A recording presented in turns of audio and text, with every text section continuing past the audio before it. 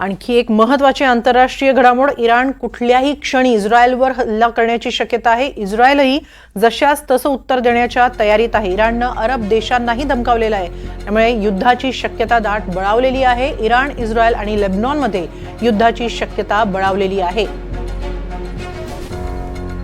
पाहूया नेमकं काय घडतंय। इराण, इस्रायल आणि लेबनॉन हे युद्धाच्या तयारीत आहेत। इराण आज कुठल्याही क्षणी इस्रायलवर हल्ला करेल अशी अमेरिकेनं शक्यता वर्तवलेली आहे। इराण आणि लेबनॉन असे दोघेही इस्रायलवर हल्ला करण्याच्या तयारीत असल्याची भीती अमेरिकेला आहे। इराणनं हल्ला करण्यापूर्वीच इस्रायल इराणवर हल्ला करेल असाही एक संशय आहे। मोसादच्या प्रमुखांची पंतप्रधान नेतन्याहू बरोबर बैठक झाली। संरक्षण मंत्रीही या बैठकीला हजर होते।